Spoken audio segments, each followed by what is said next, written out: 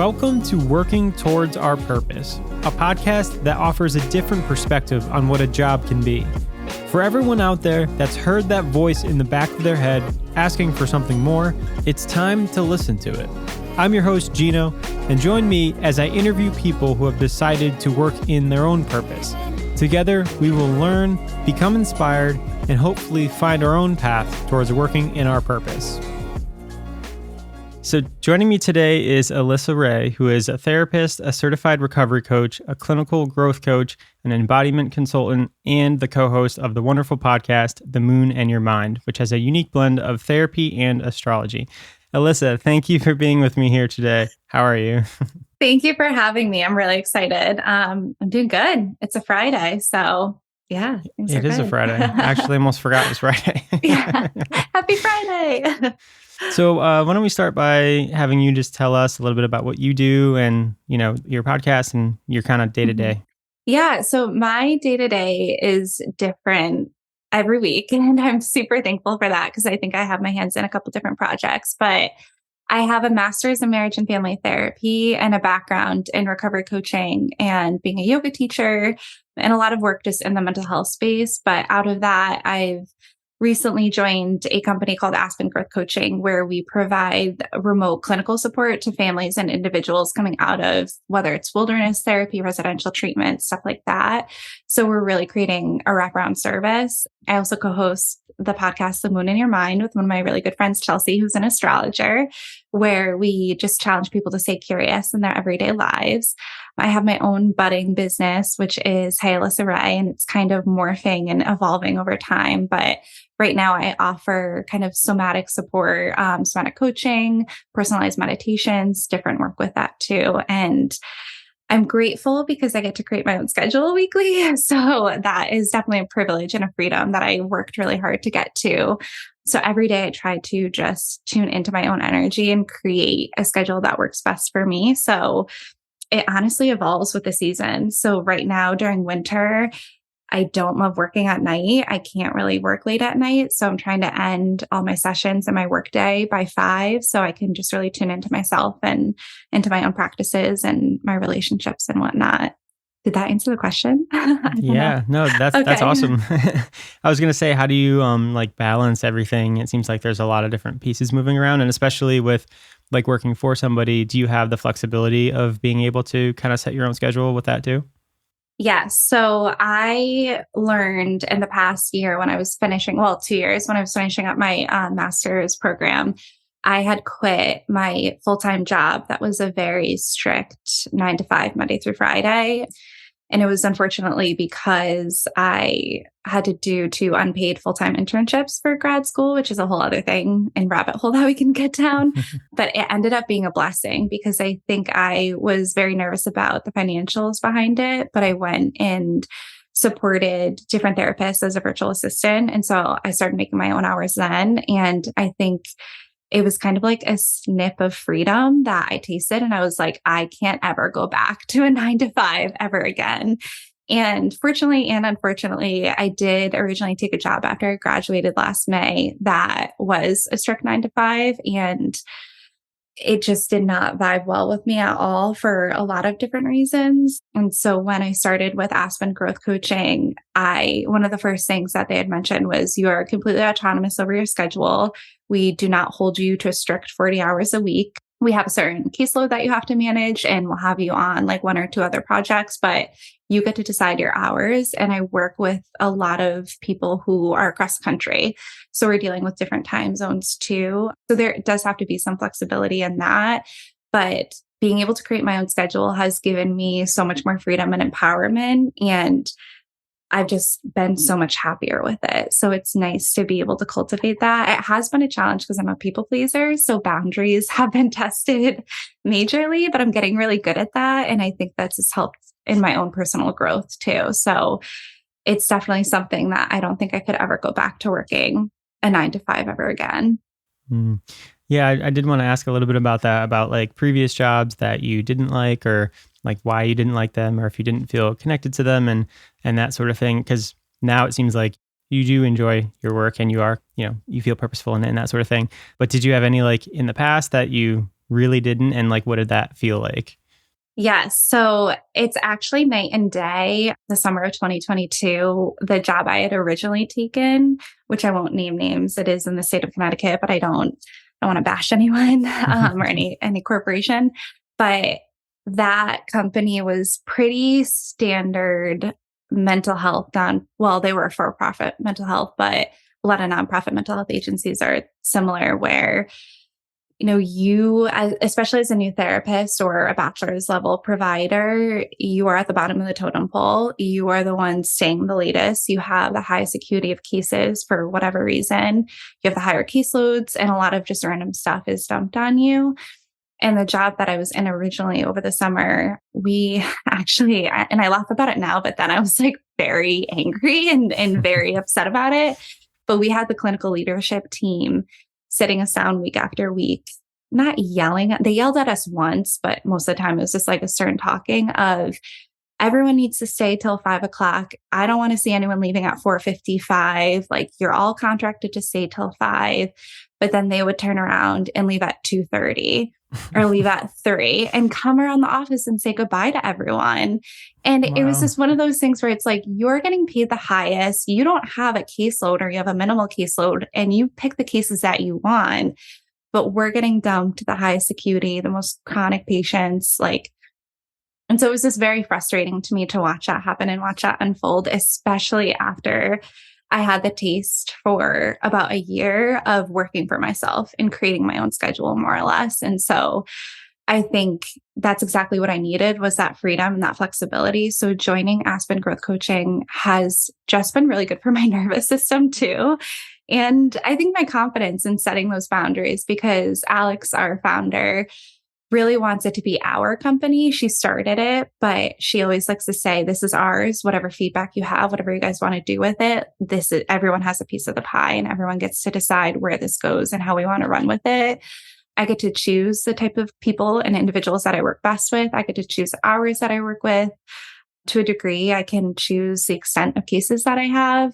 And so being able to have someone see me in that way and support me in being autonomous and having some sense of authority over my life. Granted, I can't just say, oh, I'm not going to work today, right? But that's not life. I think we all need to realize we have to work. But when you're able to do the things you're really passionate about on the time that makes the most sense for you and your energy and your life, it just feels like it's not work at the end of the day. You're really living out your purpose and serving communities in the best way and in the best alignment. Yeah, that's awesome. And that sounds like really great leadership, especially in contrast to what you had previously. Because I've certainly experienced similar in the 9 to 5 corporate world of saying one thing and then doing something else as an example. So yeah, it's more about what you're doing, not what you're saying. But I did want to ask you about how you got started, because you said you were a virtual assistant for therapists. How did you get started in that? And did you use those sites online to get freelancer and stuff like that? Or how did that work? Yeah. So when I started my grad program, I knew that I was going to have to quit my full-time job eventually. And I actually transitioned jobs just because when I started grad school in 2019, I was doing in-home mental health support for families and individuals coming out of hospitals. And it was really intense and it was long nights. And I just knew I wasn't going to be able to handle most of it. So I transitioned to something else I thought would be able to work with a full-time internship too, but that turned out not the case. And I could go on a spiel about higher ed and unpaid internships because I think it's unethical and it should be illegal. Mm-hmm. But the virtual assistants came out of this desperation to how am I going to make money and a livelihood while I finish out this grad program as I'm taking on student loans too. So I didn't want to take on more just to live. And I'd come across a girl on Instagram, actually, that was a virtual assistant for therapists. And she was starting a community for other graduate students to kind of support in that process too, where a lot of therapists in private practice needed that backhand support of whether it's social media management, podcast support, basic admin stuff, because not a lot of therapists want to do that stuff, which is great because then that created a job for all of us, right? So we connected and I actually joined that community.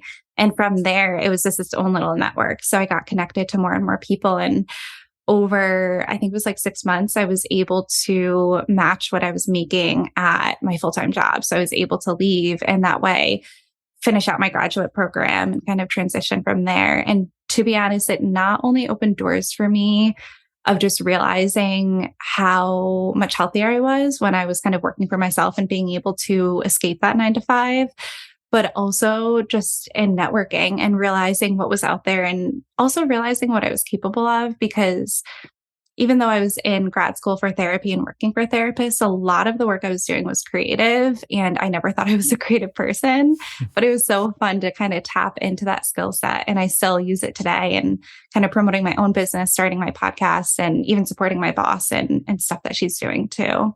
Mm.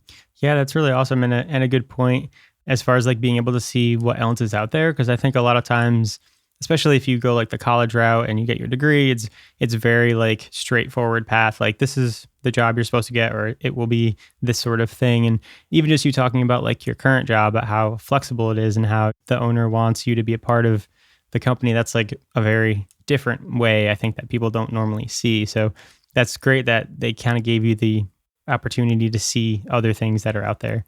So that's really cool.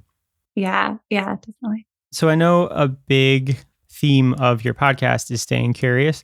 I was wondering if you can go into that a little bit and tell me why you think that's important and how you stay curious yourself. Yeah. So I think, Chelsea and I started that, and it was really easy to come up with that being our foundation because her and we've been friends since college, but we geek out on everything astrology and self-help and whatnot. And so a lot of the podcasts that we listened to, we would send back and forth. But something that we noticed often was sometimes a host would just get on there and kind of lecture people and want to be that guru and want to be like the all-knowing being. And the ones that we really loved the most were people being curious. And I think in our own lives, the more curious we've been about our life, whether it's psychology and astrology or the businesses we're a part of, the jobs we're taking, our day-to-day life, the more expansive we were able to feel and autonomous too. So I think being able to be curious every day helps me not feel so in my head and so stuck and so just on the same path. I deal with a lot of anxiety. I have since I was younger, and I've had episodes of depression as well. And so I think that can really spiral into just being stuck with those emotions. But when I'm curious about it and curious about my experiences, then I'm able to kind of step outside of that and step outside of the status quo and the day to day. And I think the more people we bring on the podcast and the more people we talk about it with, it just helps us create a sense of like lightness in our life and not take life so seriously, but just be, I don't know, more like philosophers in a way and just think about like better things and other perspectives. So I don't know if that answered the question. Yeah, yeah. I think that it's a really good thing to like be aware of for sure. But I guess like, so what specifically does that look like? If somebody was stuck in their head or they're like, feeling depressed, like what is something that they could do to like shift their mindset to then kind of be curious? Because to me, it almost sounds like gratefulness. Like the idea of like, oh, when you're feeling bad, if you are grateful for the things that you have, then it could help pull you out of that. But sometimes it's like, well, yeah, but I don't know how to get there. Like when I'm in that mode. Mm-hmm. Yeah. And I think that's where another foundation of my work comes into play, and that's somatic. So being able to be curious just about how your mindset and your thoughts and your experiences are showing up in your physical body. Because so often, especially as modern humans, we get stuck in our head. And I think as a trained talk therapist, there's only so much that you can talk through and think through. So being able to put down your phone, put down the gratitude journal, put down the book, whatever it is, and just sit with yourself and be curious about how is my mental and external experience showing up in my body right now, and being curious about that because our body has so much it's trying to communicate with us and we're not listening at all. And I think in my own experience with healing, my yoga teacher training was what really started that for me and opened that up for me of realizing that's the first step. And not to say that works for everyone, but we are all physical beings, right? Like we're in my opinion, we're all spiritual beings having physical experience, but at the end of the day, we all have a physical body. And I think if they say it's like 80 or 90% of our nervous system communication is body to brain, not brain to body, but we're not listening. So when we're able to be curious about that, I think it helps us to get out of our head and into our bodies. So then we can start to transition our patterns a bit more and take action in a different way rather than just trying to think our way out of depression or think our way out of anxiety. Because again, as a talk therapist, it doesn't work. We need to kind of have a balance of both. Absolutely. And can you talk more about like the somatic practices? Do you do that for clients as well? Yeah. So I'm currently starting a somatic attachment therapy training program.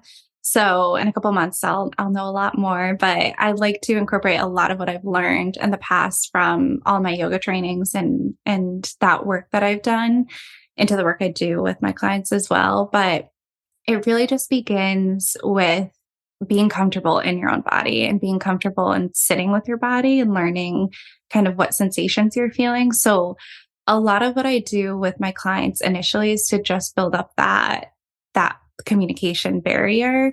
So that can look like practicing body scans. That can look like even me just asking you, when you were anxious the other day, where did you feel that in your body? Notice how much pressure is in your chest or how your shoulders are all the way up to your ears, right? What happens if you release that away from your ears? How does that feel different, right? And so again, it's less about thinking and talking. It's more about just being able to be comfortable with feeling. And from there, we start to incorporate different practices. Breath work is another big one that I find really crucial for people because it's something that it's one of the only things we can control in life is our breath, but we don't control it, right? Like when I first started doing breath work, I realized how shallow my breath is and I'm not breathing deeply. And so the more I practice breath work, the more relaxed I am because I'm actually taking in breath and allowing my nervous system to heal in that way. So a lot of it's education first, and then kind of building up that resourcing and being able to be comfortable being in your body and not just in your mind. Yeah, that's really insightful because even like I'm in therapy myself, and sometimes like when I first started, my therapist would be like, "Well, where do you feel that?" And I would be like, "What do you mean? Like I don't understand what that means." And then she would give me examples of like the shoulders, and I'm like, "Oh, I'm like way, touching my ears with my shoulders almost." So it's funny, like it is a practice, obviously, to notice those things, but once you're like aware of it, you can then kind of start noticing it more and more. So it's kind of interesting. I did want to ask you, going back to your podcast, about the relationship that you have with your co-host, because I think it's you may have even mentioned it one time on your podcast, but like the idea of the both of you doing something together and then getting it done versus like if one of you tried it, you would have never got it finished, but because the both of you working together, like that idea of, I think sometimes people like think they could do everything on their own, me, myself included, have a bad habit of doing that. So how do you like, I don't know, even just like trust somebody enough to like do something together? Yeah, it's, and that a lot of that has come out of, a lot of that realization has come out of the podcast itself. But Chelsea and I are polar opposites when it comes to our astrology signs, where I'm almost all earth in my chart and Chelsea has like a lot of fire and air. And so she is in the clouds a lot and she's so creative and has all these great ideas. And I'm able to kind of reel her back down and be like, okay, this is a to-do list to get there. And this is the structure to get there and the systems we need. Right. And so we had met, we were actually both in a sorority in college together, worst experience of our life, but we say we're so happy that we joined it because we met each other and became really good friends. But yeah, I think we had both said that we wanted to start a podcast individually and we're just talking about it and being able to do it together. And really any project that you do with another person, it can be almost more rewarding than it would be alone. Because again, like you had said, we try so hard to be independent and we try so hard to accomplish things on our own. And it's almost, for me at least, I've realized that was such like coming from an ego state of like, I have to do it and I have to do it this way and I'm going to get it done and I'm going to get all like the glory for it and whatever. But being able to do it with someone else is such a cool experience. And I don't know. I feel like our friendship has deepened in a different way. And I just understand her on a deeper level now. And it's just cool because we've gone to places that I didn't even think was possible because of that. And because we're combining two of our brains and two of our passions into one. And I've been able to grow in different ways, and so has she. And again, I think we are such social creatures as humans, but as modern humans, we're like separating ourselves so much and we're stuck just in the world of technology, which is a blessing and a curse. But we really need to start coming together in community more often and really support one another in that sense. And it doesn't have to look like a podcast, right? It can look like really anything. It doesn't have to be a business, but just do something creative with someone, it can really just open a lot of doors and a lot of different passions and curiosities. And yeah, it's been a lot of fun for sure. Well, that's great. I'm glad you guys, had started that podcast together. But to go off of what you're saying, I think sometimes even you can be like more inspired to do something because somebody else can like reflect your ideas back to you even. And then you can be like, oh, that is a good idea. I'm not just going to like talk myself out of it and, go down a spiral of, something negative. But Mm-hmm. So to talk more about like your healing journey and stuff like that, I know that there's like a lot of alternative forms of healing that you guys talk about in your podcast. Do you want to go into any of them? Astrology or maybe microdosing or spirituality? Like let's go somewhere in there. Yeah, I think honestly, they're all so important and all have a place. And this will be my disclaimer because I think the curiosity foundation has really helped me understand that it's not one size fits all, right? Like there isn't one cure to healing and one cure to, uncovering your true self and your true passion. Try it all out and see what fits. And I think for me, I dabbled in astrology and actually pulled Chelsea into it, and it didn't necessarily stick for me, but Chelsea has a beautiful business and a beautiful career out of it now, right?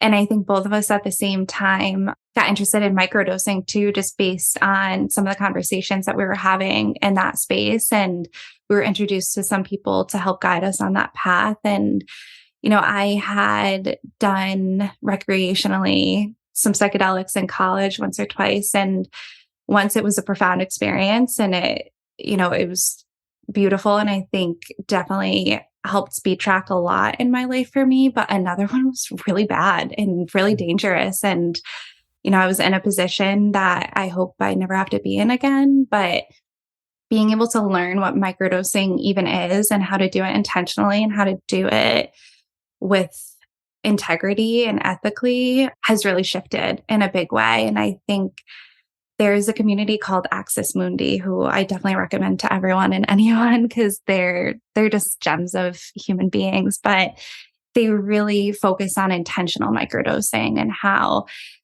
it's not just you take the capsule in the morning and go about your day, right? You need to sit with it and decide what is my intention for taking this plant at this moment and this time, and being curious, right? Like that's where curiosity comes into play again too, because you're not just going to take it and all of your problems are going to go away, right? You're going to take it and you're almost going to be able to separate those parts of yourself and separate from the junk internally to really view the challenges in the day-to-day life and your path just in a different perspective than I think you typically would have. And I'm not currently on my protocol right now, but I'm really looking forward to kind of going back on and exploring that again. But we are definitely going through a psychedelic renaissance, which I'm very, very excited about. There's a lot of great documentaries on Netflix and other platforms that I highly recommend. But one of my biggest spiritual teachers has been Ram Dass. And for those that don't know, he was a Harvard professor that, what was it, like the 50s, the 60s, him and Timothy O'Leary were testing acid at Harvard to see like what it had to do on the mind and the human spirit. And they got kicked out because, politics and all of that fun stuff. But he then went on to study with Buddhists in India and kind of walk down a spiritual path. But that had always been a part of his journey too. And I think there's a reason that these medicines come to exist and these protocols are coming to exist in a greater space. But again, it goes back to that set and setting and the intentionality behind it and really being respectful, right? Like, I think that is part of it too. We're not just taking it to get fucked up. Can I swear on here? Is You that can swear. okay? That's Okay. All right. I've been like holding back a little bit and I was like, I can't in this moment. So I'm just going to say it. But yeah, because I think, especially my younger self, I was in college and I was just like, yeah, let's take acid. Like, yeah, let's go on a trip, whatever. But fun fact that I learned the other day, Albert Hoffman, who discovered acid, was looking for a medicine for women after they had birth for postpartum, and he found acid. And I don't think that's a coincidence. You know what I'm saying? Like, I think and I'm like shaking right now because it's just so powerful, but there's a reason that there's that connection there, right? Like, we are so part of this earth. And I think we've moved so far away from that. And that's why we see such big climate struggles and such big mental health struggles. And in the therapeutic space, there are a lot more training programs coming out. And I think that's in my near future as a therapist too, of supporting the psychedelic assisted therapy space. But of course, obviously politics and government and all of that fun stuff needs to get out of the way first. But I think there's a reason that it's helpful when you intentionally take it, when you're in the right set and setting. And again, I think just in my own healing journey, I realized to not just be in my mind all the time, not just be in my body all the time, not just be in the spiritual, energetic space all the time, but how do I find a balance of all of it, right? And that has really just been key for me. Yeah, that's awesome. Have you seen the Ram Dass documentary on Netflix? It's small, sort of like, I think it's only like 30 minutes or something, but it was very interesting. Yes. Yeah. I think I've watched it like 5 times. My fiance is like, no more. Like, we need to stop. I was like, but it's Ram Dass. But yeah, and his book, Becoming Ram Dass, is really good. It's a white cover with rainbow writing, but that's the best way to kind of dive into his work, in my opinion. But Is that a newer book? Because I know I've had a copy of Be Here Now, which is kind of a little bit difficult to follow because there's like writing upside down and like pictures and stuff like that. Yes. Yeah. That I recommend to some people that I've worked with to journal on it. Like, just open it up to a page and just take it in visually and journal on it, because I agree, like trying to actually read through that can be kind of overwhelming sometimes. But yeah, his newer book, I think it's Becoming Ram Dass. It came out, I think, right before he passed away. I think that was in 2020 or 2019. But he had someone writing it for him. So I think they had finished it out based on his life, but he had verbally spoke it out and they had like kind of co-written it together. Yeah, as he kind of knew that the end of his life was coming near. So highly, highly recommend. And another one who kind of like got me interested and went down a huge rabbit hole of psychedelics was Michael Pollan. I read his book. I've heard of him, but I don't know tell me more about him, because I don't know too much about him. Yeah. So he's basically like a writer, and he was into like plants and gardening and that sort of thing. And he like wrote articles about all kinds of plants. And then he got up, I think he was like around in his 50s or 60s when he first became interested in psychedelics. So he came into it from like a very fresh perspective, just kind of like, out of curiosity, funny enough, just to see like, well, how do these plants affect you? And he basically took like all the psychedelics out there and then wrote a book on like how they affected him and that sort of thing. Wow. So it got like a lot of traction because he was already a well-respected writer.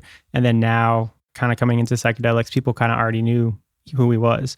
So he also has a documentary on Netflix too, which is the same name of the book I'm trying to come up with.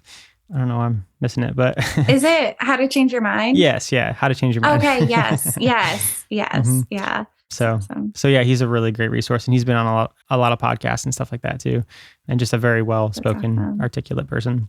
That's amazing. So did he kind of influence your journey in the psychedelic space too?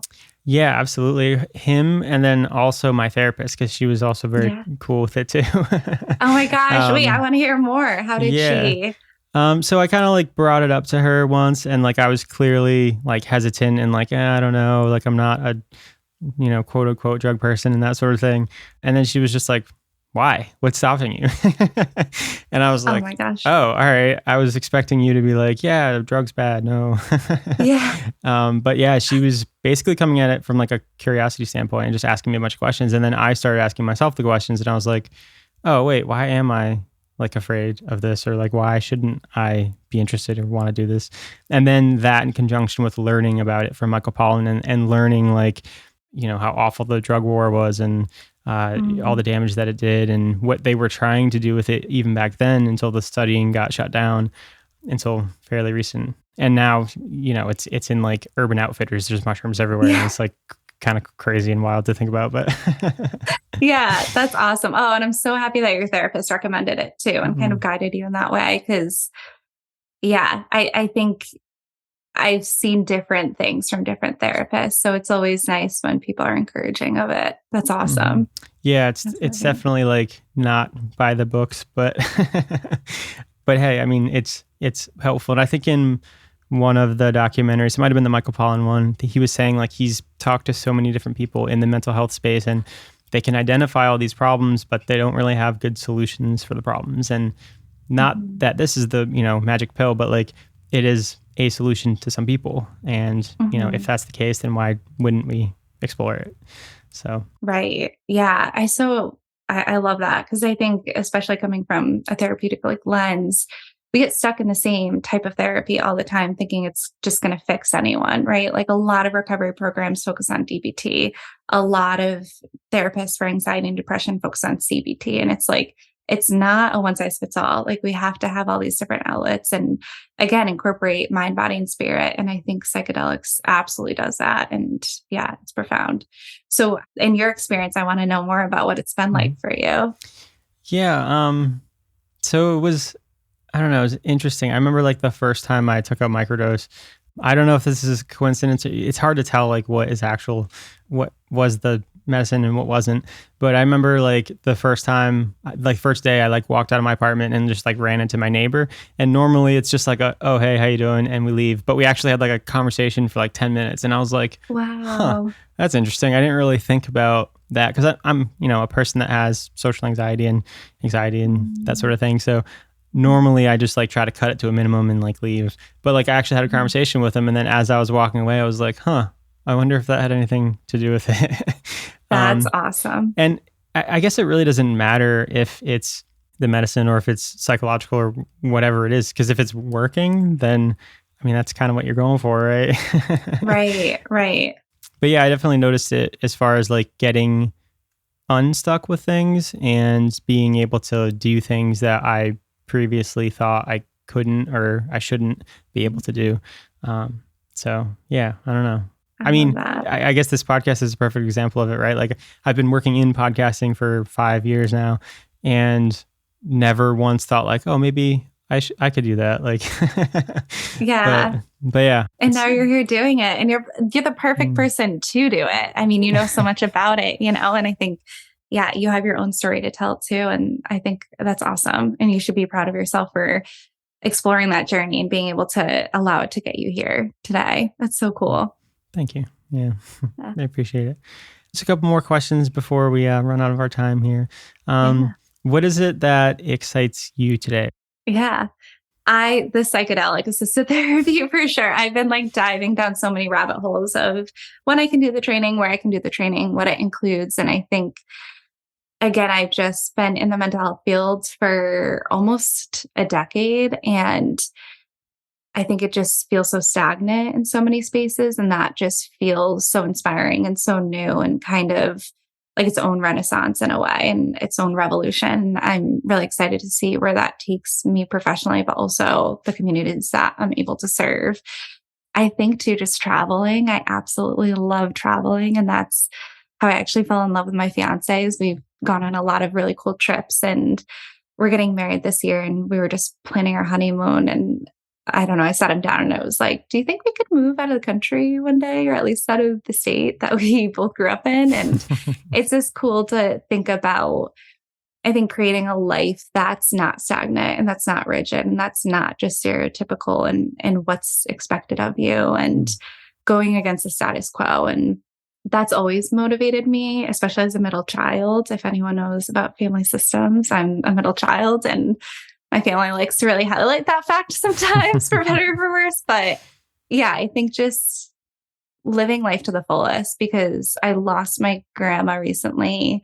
And it was very Thank you. It was very tragic and very sudden, and just it's been a hard grief process. And so being able to stay connected with her in different ways definitely motivates me. But I think seeing the end of her life and being so close with her during that time, just knowing that life is short and life is precious and, it could end tomorrow. So how do we really just live it up and follow our dreams and follow our hearts? And if that means getting out of your 9 to 5, it means getting out of your 9 to 5. If that means traveling the world, it means traveling the world, right? But really making sure you're following your happiness.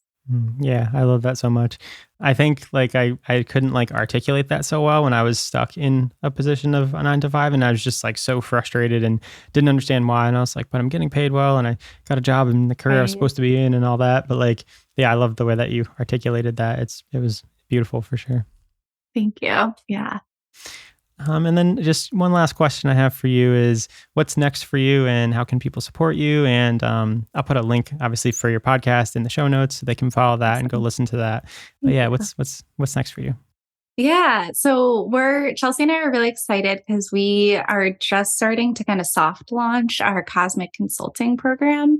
And so that is going to incorporate right now astrology and somatic coaching. So we're kind of merging the two, and you'll get a natal chart reading with Chelsea. You'll get some consultation work with both of us, and you'll get some somatic coaching from me. So that's a big project that is going to kind of evolve over time. So it's starting with that, but there's going to be some cool other things coming up with it in the near future.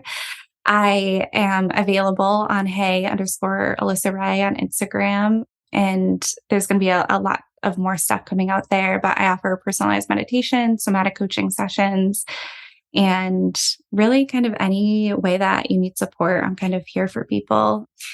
And what's next for me? I don't know. That's a really good question because it's funny. I always had a plan, and I know that I'm going to get trained in psychedelic assisted therapy in the near future, but I feel like getting married, there's going to be a transition in my life of sorts, but not in the typical way of settling down and having a family. And I'm really excited about that.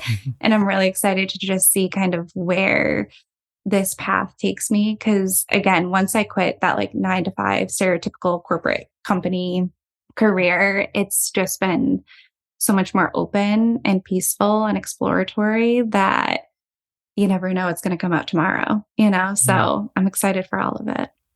Yeah, I love that. I'm excited to see what you and both you and Chelsea are going to do together with your business. Thank you so much for being on the podcast. And I hope you have a wonderful rest of your week. Thank you, Gino. You're the best. It's been a pleasure. Appreciate it. Thanks for tuning in and listening to Working Towards Our Purpose.